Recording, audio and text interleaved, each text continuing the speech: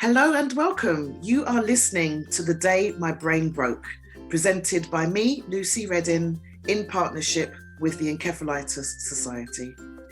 We shall be sharing with you the lives and experiences of those affected by encephalitis, a type of brain inflammation. So hello and welcome to the Day My Brain Broke podcast. And today we're speaking with Joshua, who is based in London.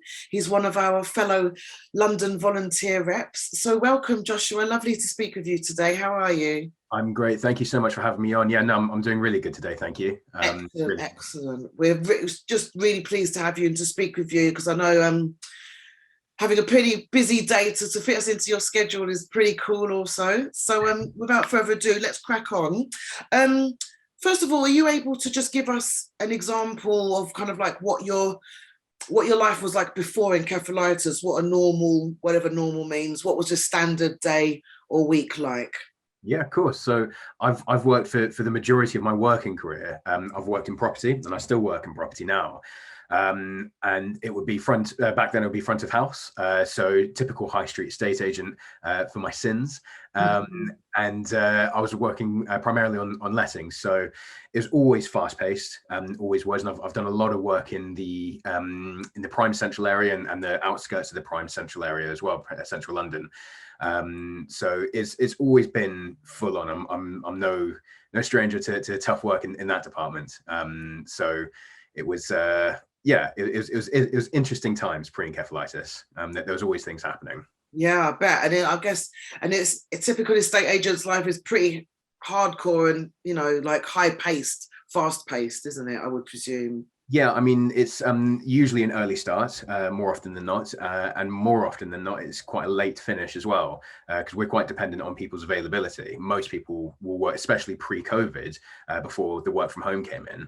A lot of people will be working at their jobs in the cities or wherever it might be. We were reliant on them to be finished with work, so then we could go and show them properties or go value their house. Yeah, of course, yeah. We were working around their schedule, still are working around their schedule. So long days. Yeah, it can be. You really have to get in tune with the skill of multitasking in that job. Indeed, absolutely. So then in that case, in the run up to when you were diagnosed with encephalitis, was it a slow process, or was it kind of like very fast onset, talking days, or was it weeks, months? So strangely, the build up to it, I remember it really, really well, which is not often for an encephalitis patient and survivor. But the build up I remember very well. So I was in, it was New Year's 2017 going into 2018. Okay.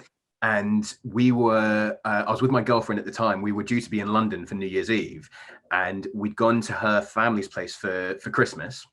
And it was a last minute decision while we were there to go to Leeds for New Year's. It was our first New Year's together, and it's where she always celebrated it. So as I say, it was very much a last minute decision. We decided to go there. And that was on New Year's Eve. And then we came home on the 1st of January. We stayed in Leeds that night and came home on the 1st of January. And on the 2nd of January, it was the first day back at work. This is now in 2018. And I remember it really, really well. I remember feeling like I was coming down with a cold. And I was working with my father at the time in his company. And I remember telling him, I said, I don't feel great. I don't feel very well. And he was telling me, take it easy and just, go home if you're not feeling overly well. And I went home that evening, and I was working on a birthday present for my ex-partner, and it was all handmade. It was, I enjoyed doing stuff like that. Yeah. And I was making this birthday gift, and I remember it really, really well. I was with a flatmate at the time when I was living with a flatmate, and I had a sip of a drink. I think it was orange juice, or I can't remember what it was. But as I took a sip of that drink, this wave just went shooting from head to toe, like a really, really heavy wave, and I was just constantly walking up and down the hallway, just feeling like I was going to be sick, but I never was. And I thought, I'm going to get an early night, don't feel very well. And I remember, weird as it sounds, I remember waking up every hour or so to the same scene from a cartoon that I hadn't watched in about 25 years, something stupid. No way. Wow. It was almost like it was just on loop in your brain. Exactly, yeah. Wow. And then I've got no memory of this, but apparently I called I think my father in the morning, and I said I'm not feeling at all well, and he said to stay home and just take it easy. Yeah. And then apparently around lunchtime, I think it was my mother that I called, and I said something's really wrong, something's not good. And my father came and picked me up and took me down to hospital, where I was quarantined there because they didn't know what it was. But I've got next sort of half month or so, I've got no memory of it at all. Yeah, yeah. So then in that case, was it a case of you were then in hospital? Were you seen to and looked after then, or did you come home and then there was a series of going in and out before they actually, diagnosed you with encephalitis? So very fortunately, I was actually diagnosed quite fast. Again, wasn't really conscious for any of this. It's more sort of playing catch up at the end of it. But when I was initially taken in, I say they didn't know what was wrong with me. They put me straight into isolation, into quarantine. And then I was moved, I think, to ICU. And I think it was about 24, 48 hours, something like that after general admission. They managed to catch it pretty fast. I remember like split seconds here and there, literally split seconds. And one of those seconds, they'd rolled me onto my side when I was laying in the bed, and they'd put a needle in my back to take a sample from my lower spine. And I remember them doing that. Puncture, lovely. Yeah, I do remember that bit, thankfully, of all the things. But that's when they sussed out what it was, and they immediately put me on the right prescription. Don't ask me what prescription it was. I can't remember what they put me on. No, there is. Yeah, I can't remember the name either. But there's a specific type of antibiotic. Yeah, an antiviral antibiotic that you're put on. So it was it viral encephalitis that they then discovered that you had? Yeah, herpes simplex encephalitis. Yeah, So they nipped it in the bud pretty quick, and I was in hospital for it was the better part of the month. I can't remember exactly how long it was, and they wanted to keep me under observation. And by this point, I still didn't really understand what was going on. I actually felt okay. I felt fine, all things considered. I didn't really grasp the full situation of what had happened, and all I really wanted to do was just get back to work. I just wanted to leave hospital, go home, go back to work. We had so many big plans for 2018, and everyone kept saying, no, you can't, you're not well enough. And this frustrated me because I didn't know what they knew. I couldn't comprehend what they had discovered. So from there, from the hospital, I was transferred over. I came home to grab some stuff and was transferred over to Ascot Rehabilitation Centre, which just confused me beyond belief, because I thought, why am I in a rehab centre? I don't need rehab. This is the last thing in the world I need. Yeah. And I was doing everything I could to leave. I was being just a little brat. I just didn't want to be there because I just wanted to go home. Why do you think that they felt it necessary for you to go to rehab then? Was this just your brain not necessarily understanding the full extent of what encephalitis was? Exactly, yeah. But by this point, as naive as it sounds, I still didn't really realize that I sort of grasped the fact that my memory was pretty bad at this point. I mean, those points I remember now where people were talking and I was forgetting what they were saying as they were saying it. Which sucked. It was really weird. It's very difficult to then have conversations, isn't it? Like halfway through a sentence, you've already forgotten what the start of the sentence was. Exactly, yeah. It was a very surreal time. But other than the memory side of it, I did feel fatigue. I did get fatigue, but again, because I'm used to fast-paced environments, I sort of naturally counter those things. Even if my body's saying you need to relax, I'm like, well, no, I don't want to relax. I'm busy. So I wasn't listening to my body. And that made me think that I was okay. It made me think I was absolutely fine. When I really realized it, when it really hit home, was in February for Valentine's. So nearly pretty much this time. We're coming up to Valentine's now. It was I'd arranged to go to Paris with my girlfriend at the time. And obviously I wanted to go. I know that she was really looking forward to it. And I thought, I don't care what the doctors are saying. I don't care what anyone's saying. I just want to go because I just want to get away. Right. And it was the biggest mistake I had made because the second I got there, I thought, oh, this was a really bad idea.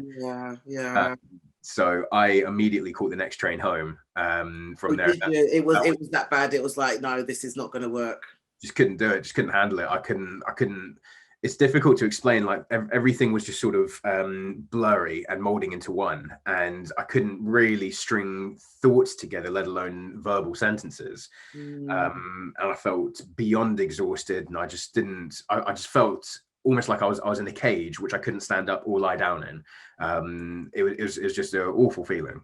Yeah, and I yeah. realized in that moment, right, I need to actually listen to what the doctors are telling me, because there is clearly something very wrong. Yeah. So And you know, that's a really, I mean, thanks for sharing that, because I think what that also shows is sometimes you need to really just be out of a situation to fully understand the gravity of that situation that you were in, you know. So it had to take you to go to Paris to realize, actually, this is pretty hardcore. I best go back. I was in the right place, you know, that I can see now why I needed to be there.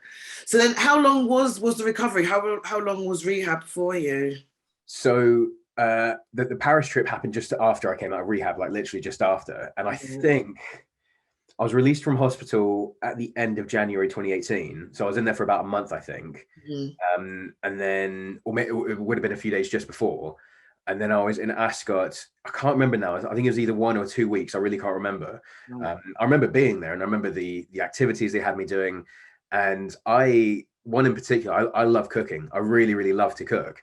And one thing they said, they were like, right, we're going to go to a shop. We're gonna walk there, and you're going to bring up a menu, a recipe of something you've never cooked before, and you're going to go and get the ingredients, and then we're going to go back, you're going to cook it. Yeah. This is child's play. This is sign me up if this gets me out. And I remember walking around the supermarket thinking, what is frozen food? I don't know what frozen food is. Oh, wow. Like trying to work out, is it a cucumber or a carrot that I don't know. It was so weird. And then getting back to the rehab center, and they said, right, we're going to start cooking now. And I remember going back thinking this is going to be fine. And then when they said that, I thought, I don't want to cook. I don't want to do that. That's way too much pressure. Yeah. But I did it, and it was okay. And the only thing, I felt like I was being analyzed, which is, you know, they were doing that because they wanted to see, you know, if I was cognitively able to do it. Exactly. And the only thing I think I messed up on was I left the stove on when we actually sat down to eat. And they said, other than that, you did okay. Yeah. But I remember serving it up. I was like, God, I hope I'm serving up enough. I hope I've done the right thing. What have I done? Like, I'm getting graded on this. It's like being back at school. Yeah. But it was, you know, it was necessary. It was needed. Definitely. And I suppose it's almost that type of thing where, yeah, you had to pass in order to be released almost. Yeah. I laugh about it, and I'm not laughing, you know, because it's a funny situation, but it's just because the absurdity of the whole situation. I think sometimes that's just my way of dealing with it.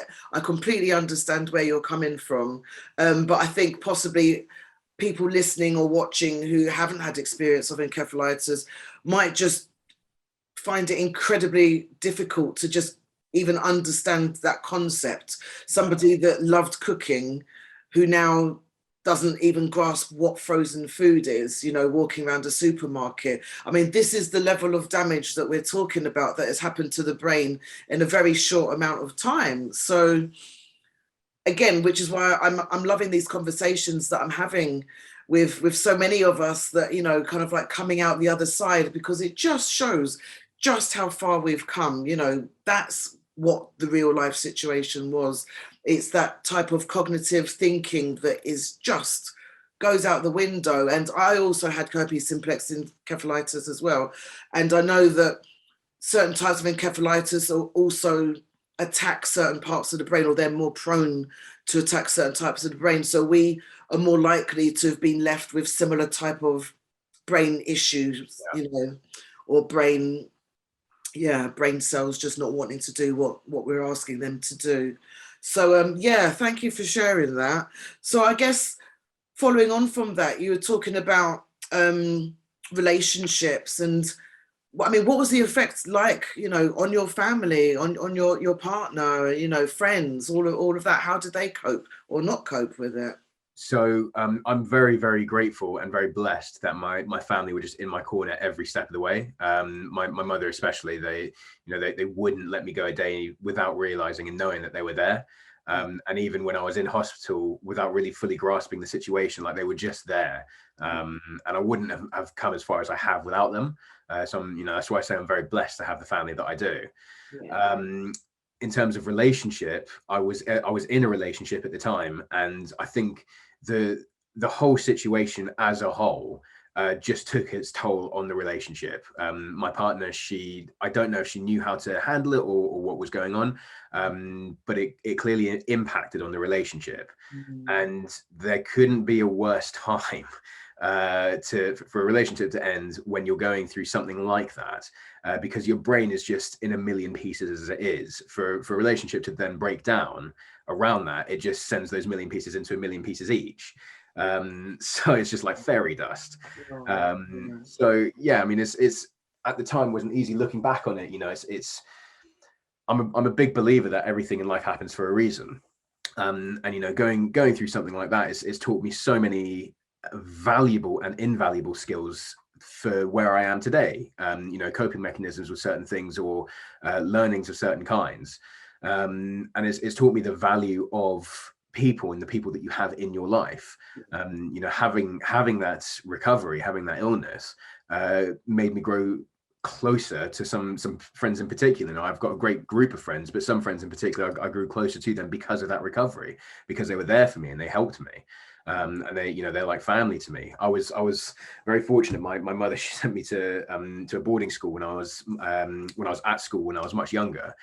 And I thought I'd hate it at first, but I ended up loving it. And the biggest takeaway from it is that friends can be like family. And at boarding school, friends there were very much like my family. Yeah, absolutely. That's why I say, some of the friends I have today who are there with me during that recovery, they were pillars for me. They helped me get myself back on the straight and narrow. So it's the community you surround yourself with, be it in work, in a relationship, with your friends, whatever, is going to have an impacting effect on how things move forward. So that's what I'm saying. With the family, with the friends, and with the network I had, they helped me get back on track. They helped me get to where I am today, and I wouldn't be here without them. Yeah, brilliant, wonderful, so good to hear, because it's just so many people that I'm speaking with. The value of their support network is just, I mean, you can't put, words to describe it really. It's just invaluable, isn't it? And it's kind of like we probably wouldn't be here now if it wasn't for that support, really,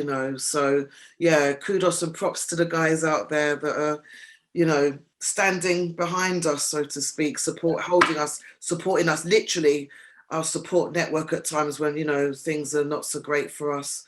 I mean, you were talking about coping strategies. How have you, what have you found has worked, or what have you found hasn't worked? There's actually several different things. Funnily enough, in the build up to my life now, post encephalitis is very different to my life pre encephalitis, and it took encephalitis to make that change, and some changes were desperately needed. But one of the things is I used to pre encephalitis, I used to play a lot of video games. I used to love video games. Yeah, always have done. And one in particular was one on my PlayStation. I played Assassin's Creed. Yeah. Love the story. I think the gameplay is amazing. But I actually used to waste time playing it. I used to use it as a form of escapism. Now, the reason I bring it up is because just before being diagnosed, just before going into hospital, I just completed one of the games. And it was a great one. I can't remember what it's called. It's based in Egypt, I think. But when I came out of hospital, I wasn't in the early days, wasn't supposed to be going into work. I was just sort of sat at home, not really doing anything. So I thought, well, you know what, that game, I enjoyed it. I'm going to play it again. Yeah. And I put it on and I could not get past the first bit. That first little level, couldn't get past it. Really? My fingers were not doing what my mind was telling them to do. My mind didn't really know what to tell them to do. Yeah. And I was sat there with the control, like, whoa, what is going on? And this really frustrated me. This got me into like an internal frustration, because I was on a very short fuse at that time. My frustration levels were very, very easily triggered. So I thought, okay, I'm going to play a really basic game. I'm just going to take it straight back to basics. So I can't remember what it was, but some first-person shooter of some kind, like a Call of Duty or something. I played that and I was just about able to play it. And I thought, okay, I now can see that the other game was too complex. This one is much more basic and I can just about do it. Yeah. What I'm going to do is I'm going to finish this game and then I'm going to play another one, but slightly more complex. And then I'm going to use that as a bridge. I'm going to use that as a ladder until I can get myself back up to doing the bigger things. And it was exactly the same with things like reading. I realized that I could open a book and I could see the words in there, but I couldn't read them. I couldn't follow them. Like everything was getting jumbled up. So I took it back to basics. I started looking at comic books, which I haven't looked at those since I was a kid. But I could just about absorb the information from it. So I thought, okay, I'm going to use this as a base marker for reading. And again, just started working my way up until I started getting back into novels. And now, I religiously read self-help books. But I couldn't do that without a grounding, without a foundation to then build upon. And I don't know what it was, but I started weirdly building like Excel KPI systems for all this stuff. Tell us more. Go into more detail if you wouldn't mind.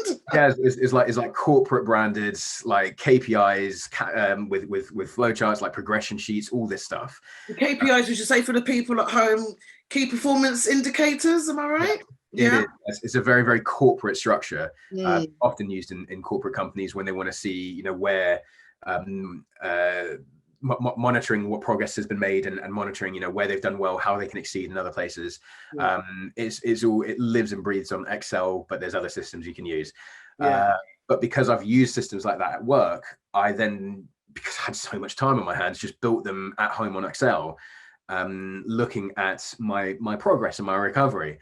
And, I'd use it over the week. I'd then use that week. I'd then review the weeks over the month. I'd then review the months over the year. And that, you could just spread it out.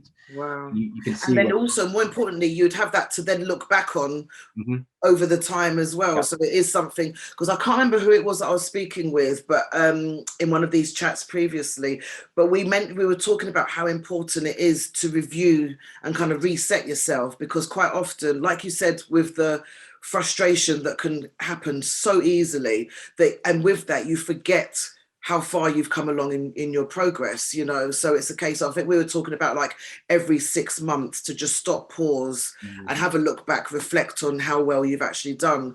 But the way you've done it there on an actual spreadsheet, I just think is absolutely brilliant for those that way inclined. It's not for everybody, but I just think the actual formulaicness of it works a treat. And actually, I think I know you've mentioned them before, and I'm still I haven't yet, done it as part of my life per se, but I get it, and I think it's absolutely fantastic. So I think for anybody out there who may need to use something similar in in any other aspect of their life, strongly recommend it, because it's just great to be able to, like you say, just actually look back and double check, right, this is where we were at, this is where I'm at now, and just to track that progress. I think it's just fantastic. Well, I think more than anything with what I found with it is really good for the tracking the progress, and it's like a constant referral type of thing. You constantly look at it and update it.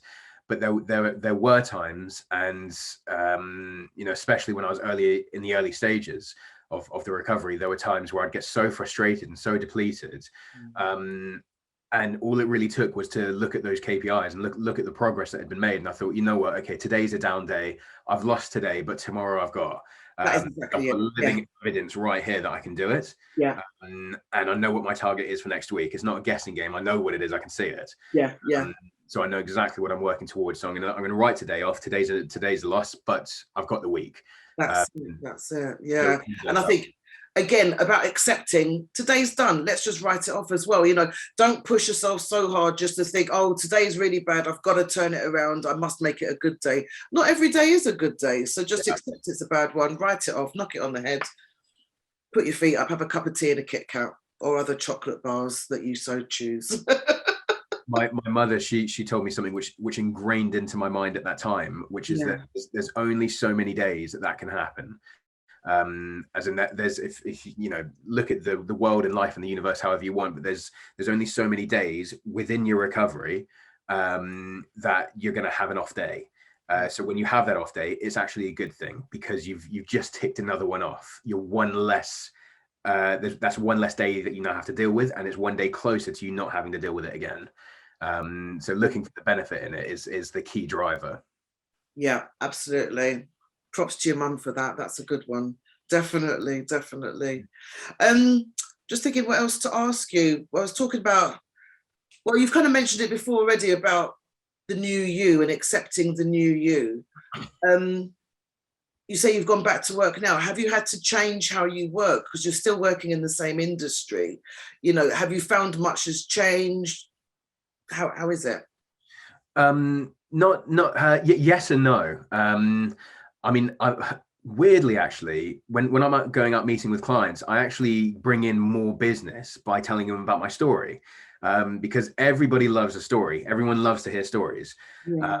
And especially in this job in particular, it's very client facing, and the client is dealing with you rather than the brand or the name above the door.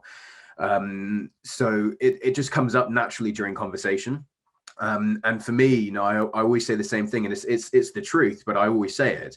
I say, you know, prior to the illness, I was going through the mechanics of life. I was just going through the motions, through the day to day.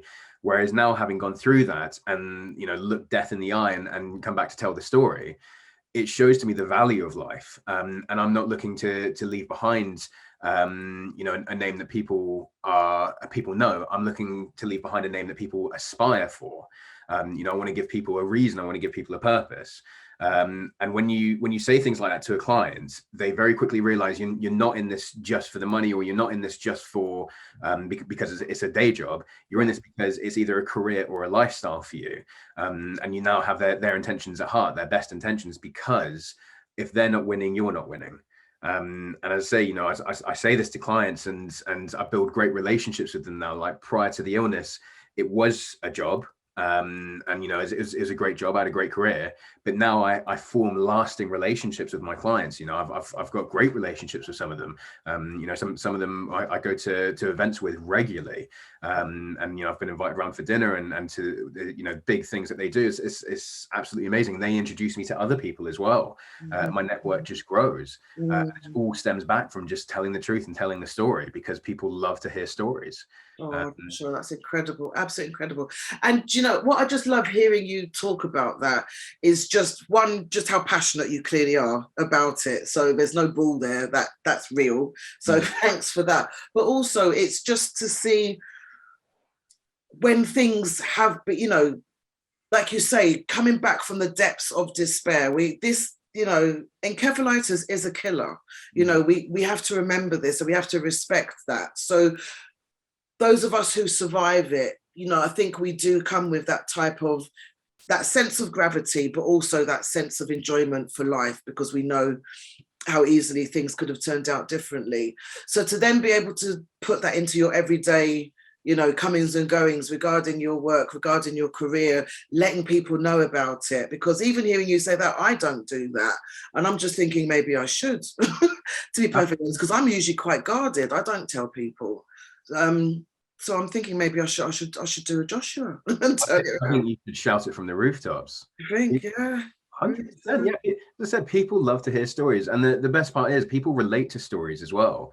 Because you know, I'll be when I'm speaking with the clients, and I'll be going through a particular part of the journey. I don't go through it from start to finish, but it's whatever part of that journey is relevant to the topic at hand. Sure. I start seeing them going, yeah, no, I know what I know. I've been through something like that. And I'm like, cool, relatable. Tell me your story. And that's what builds bridges. And I'm not doing that because I want the money in their pocket, as great as it is. Yeah. I'm doing it because I genuinely want to build that relationship. You know, these are people who I want to be doing business with for the rest of my life, not just today. And if I know their story and they know my story, there's relations there. Yeah. So yeah, I think you should tell your story, man. I really do. Yeah, I think sometimes, yeah, I think so. I'm also looking back on it, I haven't been kind of like in employment. Like I was out of employment for about 4 years due to ill health. So I've only just gone back into it kind of like June of last year, and that's part-time. So I'm thinking in that kind of work environment, I haven't done it for a while, but yeah, I mean, friends and family obviously know, but then again, it's not something that we bring up all of the time, if at all, you know, so yeah. See, the thing is on that topic. Sorry to interrupt. There's always going to be a difference of opinion. Should you be working hard or should you be easing back in? I say there's a difference of opinion because the natural answer to that question is ease yourself back in, which I fully get. with myself, I was so impatient during that time, and I was so bored of playing video games to try and make myself better, Yeah. that I got impatient with myself, and I jumped the gun, and I went back into full day work when I shouldn't have. Right. Excuse me. Yeah. And it took its toll. It really, really did take its toll. I was beyond exhausted by the end of the day. I was just so shattered. And what I had started to do, I had started to stage it back. So I had started going in. I was going in for half an hour to start with, then I'd go in for an hour, then I'd go in for 2 hours and 3. But when it hits sort of, I don't know, 3 hours or 4 hours, I was getting impatient by this point. So I was like, I'm just going to stay for the day. And in fact, I'm going to take on way more than I used to do anyway. All right. Wow. Because I'm now insecure about it. I'm absolutely fine. Don't worry. I'll do it. Yeah. And like little kids who fight it when they're falling asleep, just like, I'm not tired, I'm awake. Yeah. Like, stop fighting it. Just go to sleep. Exactly the same. And it was I don't know how you term it, but it was not a good thing to do. Put it that way. It was a really, really stupid mistake. But again, looking back on it now, I am grateful that I did it, and because it's shown me that I'm not made of glass, and I can take a few hits. Yeah. Was it the most healthy thing to do? Probably not. But the fact is, what's done is done. And by putting myself in the deep end like that, it forced me to find ways to cope, rather than curl up into a ball and start crying. I had to find ways to make things work. So that's when I started developing, more KPI systems, believe it or not. But just ways of dealing with situations as of when they come up. So it's I mean, let's say it's a bad move, but it also helped me get to where I am, and it gave me the mindset that I've got now. But you gotta be able to roll with the punches, so to speak. Very true, very true. So other types of support that you were in receipt of, the Encephalitis Society, when did they appear on your radar? Can't remember what happened. I think what it was, again, it was fairly early in recovery. It was post-hospital. I was with my mum. We were at an event in London, and I think it was the Encephalitis Society. And at the end of that, we did some networking. We just went in and had a coffee and started speaking with people. And I think that was when I first heard about it. And then I started getting involved with the online meetups. Yeah. I can't remember if that was pre or before or after COVID first happened. I can't remember. And then that was going on, and then I thought, well, I want to get more involved with this. I heard about the mentor side of things. So I thought, I want to get involved. I want to become a mentor in this society and help other people through their journey. So that's what I did. I studied that, and as I was getting myself qualified, I thought, if I want to really give all that I can on this, I've got to know what I'm talking about. So I took a qualification as a life coach, and I became a qualified life coach. I've actually got it here. To get myself to learn and understand what it is I need to do. Check that out. Awesome. Amazing. I am officially a life coach. Hey, well done. Congratulations. See, this is just brilliant. Absolutely brilliant. The learning is forever continuing. I'm become fascinated about how the human mind works and why it does what it does, why we think the way we think, and ways of stopping that from happening. Ways of stopping ourselves from thinking this is the end now, this is now life. It's not at all. It's really, really not at all. My life has been amazing since encephalitis. It's been absolutely incredible. Events just lead to further events. I got flown to the other side of the world to do talks over there, which was for work, which wouldn't have happened if I didn't have the encephalitis. Seriously, wow, that's amazing. It's led to jobs coming to me rather than me going to them. It's been incredible. There's better ways I could have thought of doing it than getting encephalitis. I can think of better ways. But the point is, I'm looking at the benefits of it, because my core belief is that life is about balance. Everything in life is about balance. If there's bad, there has to be good. If it's dark, there has to be day. All of this. So no matter what happens, as bad as the encephalitis was, that's why I look at it and say I wouldn't be where I am now, and I certainly wouldn't be on the journey in life that I'm on now if I never had encephalitis. And as much as the recovery sucked, in a weird and twisted way, I'm grateful for it, because it's just showing me A, the value, and B, what's possible, what the potential of life is. Yeah, and that is just so powerful and just so wonderful to hear. And to be honest, I've heard it before from people who have had encephalitis, and it's one of those really, and I feel it too. It's one of those real strange things where you wouldn't wish it upon anybody. You really, really wouldn't. You know, you absolutely wouldn't.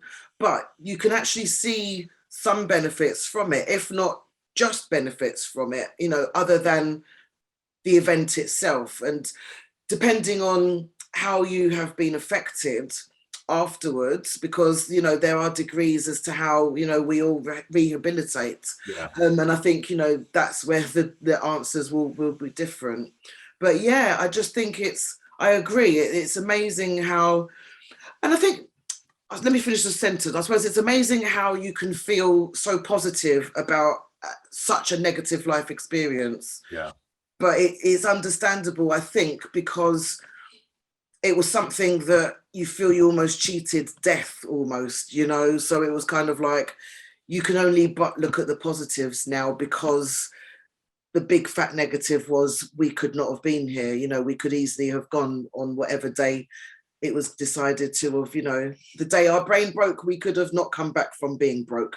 Yeah. Let's face it. So it's amazing. So that's the dark side of it. So like you say, the light side, to bring a bit of kind of like light relief to that, what would you, as words of encouragement, give to somebody who, you know, has just recently been diagnosed, or a family member has just found out about somebody that they love has just, you know, been diagnosed with encephalitis? What would you suggest? As cliche as it sounds, it's literally the start of the journey, in a good way. Because you know this is a second chance. You know, there's so many people who would have gone through a situation like this, whether it's illness or you know a forceful attack of some kind or whatever, and they didn't manage to see tomorrow. They didn't walk away from it. You know, to live another day. So there's benefits to be found in it. And more than anything, use it as a purpose. Like everything that I do now, you know, when it involves progress in life, is for the Encephalitis Society. It's for patients who have gone through encephalitis, because I've met patients, I've met survivors, and they say, you know, I'm just in a whirlwind of depression, and I don't know where I'm going to go from here, and you know, life is just over. It'll never be the same. That's completely the wrong. I get that. I do get it, and I sympathize with that. But you're looking at it completely the wrong way. The glass is not half empty; it's half full. And there's plenty of water to fill up the cup. You just got to find it. That's all. And purpose is the biggest thing. Like everything I do, you can boil down to the one word of purpose. And when you find that, you know, I was going through the life coaching qualification and other qualifications that I've done and am doing. And you know, each time I get even just a wiggling thought of don't want to do this, I'd rather just chill in bed and eat pizza or something. I think to myself, but what would I aspire? What would inspire me if I was still in day one of my recovery? And I think I can't give up on this. I have to keep pushing. And that for me is a really, really big thing. And to loop it back to your question, you know, I didn't think that I'd ever do anything like this, especially in the early days of recovery. I never thought I'd take on as much as I deal with now. Never thought I'd do that. But I do, and I enjoy it because do you know what? Actually, it actually helped me with my recovery, right? You know, I'm sure you would have had it. There'll be like a split second where during the day or something where you just get a complete vacancy in your brain and face, and it's like, Yeah, like nothing going on. yeah, Even before encephalitis, like it's just a natural thing. yeah. It's just like someone's flicking the on and off switch on the computer, right? I was like that all the time early in recovery. And I found for me personally, the only way to counter that, and it was one of my coping ways, the only way to counter that is to keep the brain engaged, have to keep it constantly going. And that is, don't get me wrong, it is tiring. It is, but it's now like second nature. So whether I'm studying something new or reading on some new content or doing work or going to a networking event, whatever it is, there's constant engagement. Even if I'm sat there watching TV, on the occasions when I do that, you know, I'll still be engaged with it because I won't just be there vacantly watching it. Not just, yeah, yeah. I'll be analyzing the story because, you know, I've looked at how you know, what's the difference between a B-listed movie and a Hollywood blockbuster. You know, what is the structure in that? So I'll be watching these big movies and I'll be breaking down the structure in my mind, like, okay, I can see what they've done there. That's really cool, and I can't wait for the next bit because I know where this is going to go. Yeah, yeah. And I just find, for me personally, although it's a lot going on in the head, as I say, it's become like a natural habit now. I don't really notice it. That's what just keeps me going, and it keeps that drive going. And it's just a habit of repetition. The more you do it, the more ingrained it becomes, and the more part of life it is. That just is amazing, because I think we all need a Joshua in our lives. Give us this info.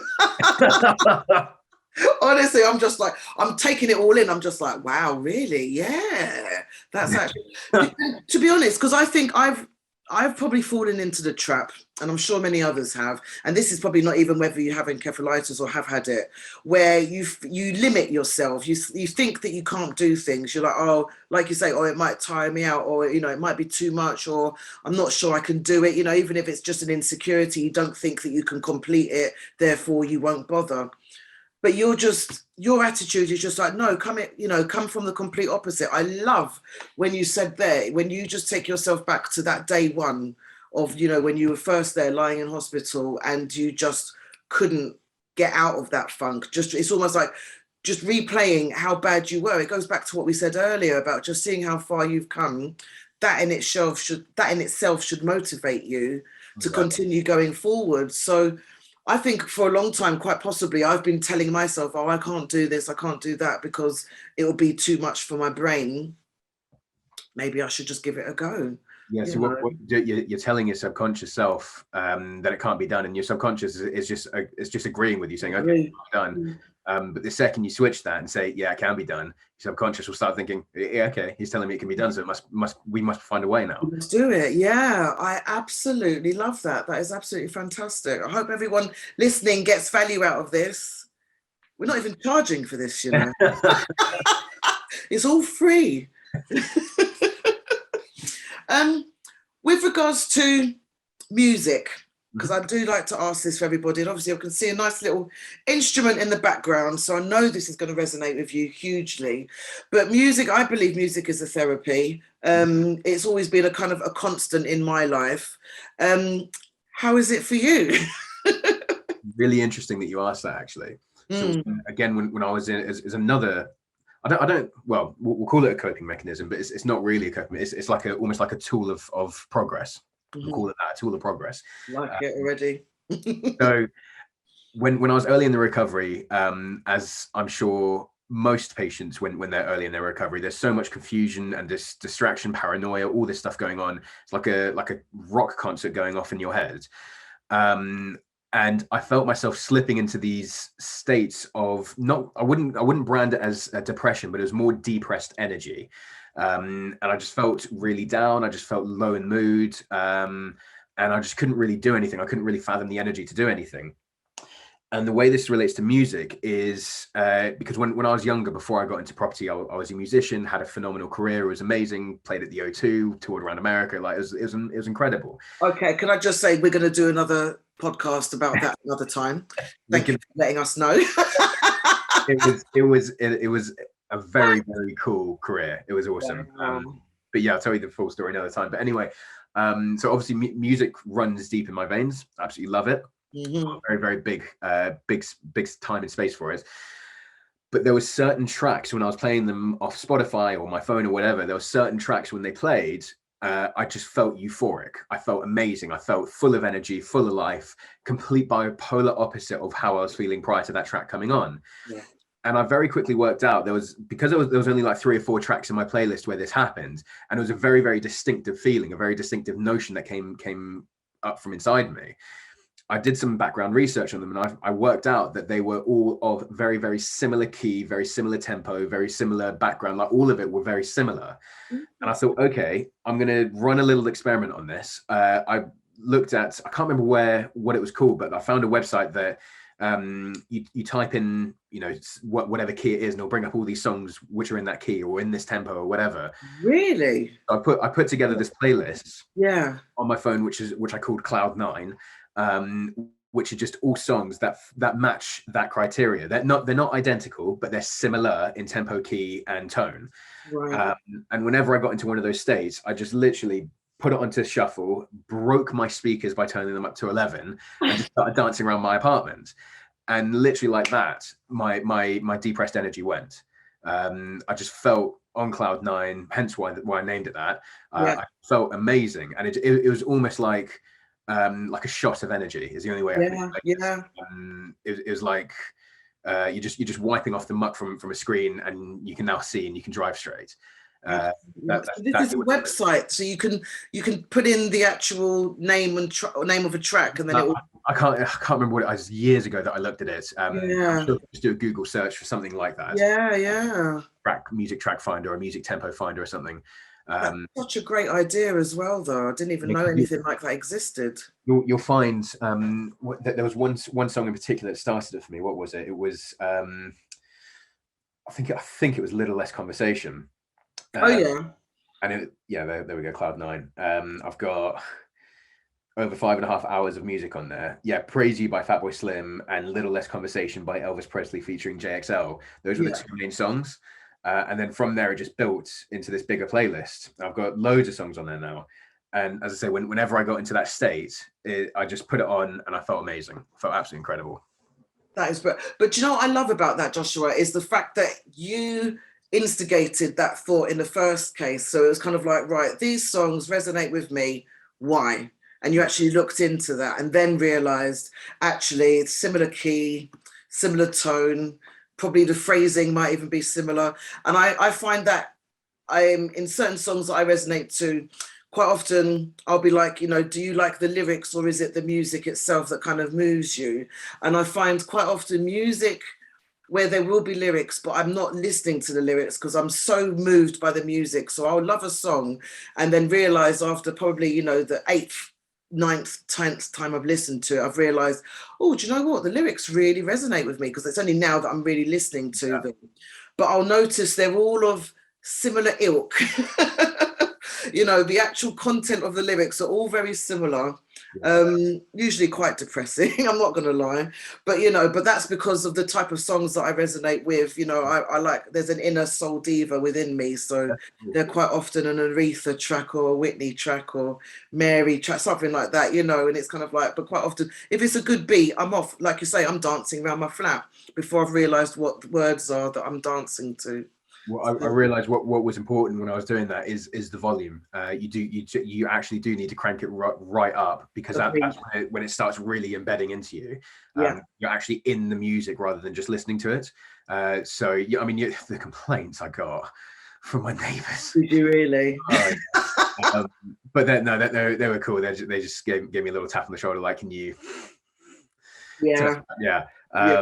But it helped. It really did. And then I started using that in that same strategy in work. You know, when I knew that I had a busy day ahead and it was going to be mostly phone calls that I was making, I'd actually section up my day and say, right, I'm going to spend say 30 minutes or 40 minutes making my calls now, and then when the timer strikes 12, I'm going to crank up the music for 30 seconds. I'm going to start jumping around, being really stupid, just get some energy going, get the endorphins going, and then get back down to my desk. And when I do that, I'm just full of energy, and I'm like, right, I'm ready to crack back on with the next lot of calls I'm going to make. Yeah. And are you doing this? Are people watching you doing this? It helps. It really does, because you know we're now used to, especially working from home, we're just used to getting up, working in our pajamas. I was guilty of doing it for ages, because you're not client facing sometimes, and you just sort of get on with it as you do. Whereas if you section your time and make it biblical and you say, right, I'm going to be doing this during that time, that during that time, here's my break there, but then use those little music breaks, I found that just really helped. Literally just crank up the music 10-15 seconds, just jump up and down, get some energy going, and you just get back on it, and all of a sudden it's almost like you've just started the working day. That's cool. Great. Oh, you're coming out with some nuggets today. You're not a life coach for nothing, are you? Training's doing its job. That's fantastic. So I guess, is there anything that you'd like to say to anybody out there listening or watching, you know, that we haven't covered today? Is there anything that you'd like to kind of end our chat with? Yeah, I think that one of the main things is, especially if you're listening to this and you're early in your recovery, is that the society is actually there to help you and to guide you and to give you, you know, moral support. You know, I've had people refer to myself as mentees, and I've been helping them through their journey. And the society definitely helped me when I was early in my recovery as well. And you know, the people here that's what makes the society.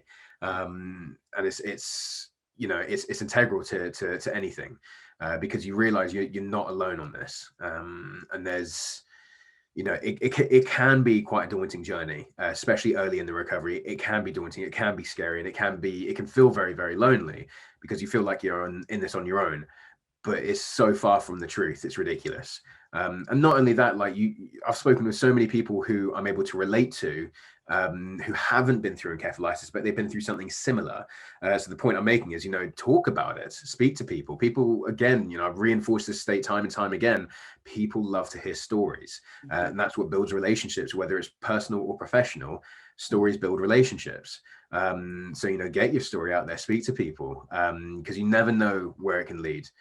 You really don't. You know, as I say, as twisted as it sounds, I'm grateful I got encephalitis, because it's led me on the journey that I'm on now. And there's not a day I look back, because whilst I'm not emperor of the world, I am living a life which I enjoy. I meet so many people who I love and adore, and it's just led on to realizations of so many different calibers, which I never would have had pre-encephalitis.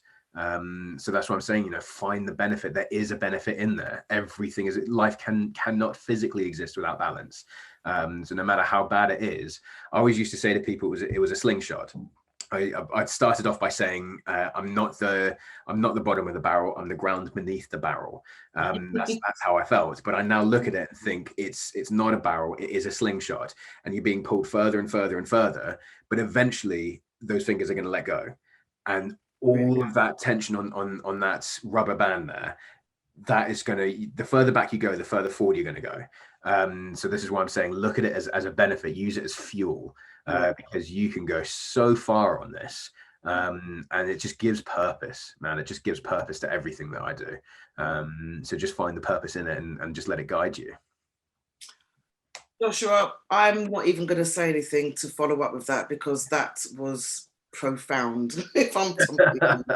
I've loved our chat. This has been brilliant. You've taught me so much today. Thank you so much. I've really appreciated the chat, and I know without a doubt those listening or watching have just learned so much. We really appreciate your time, and thank you ever so much. And we will meet again to talk about the O2, I think. Yeah, right. That was an interesting night. Oh, bless you. Joshua, much appreciated. Thank you ever so much. Take care. Bye-bye. And you, take care. Bye-bye. You have been listening to The Day My Brain Broke. If you would like further information about the Encephalitis Society, their website is encephalitis.info. That's ENCEPHALITIS.info. You can also find them on Facebook, Twitter, Instagram, YouTube, and LinkedIn. Also, if you have been or know of someone else who has been affected by encephalitis and you would like to share your story, please do get in contact with us, as we would love to hear from you. You can email me at lucy.teamencephalitis@gmail.com. And finally, if you're also inclined to see more of what I have to offer, then please do like and subscribe to my YouTube channel, Ladybird Wellness. You can also find Ladybird Wellness on Facebook and Instagram.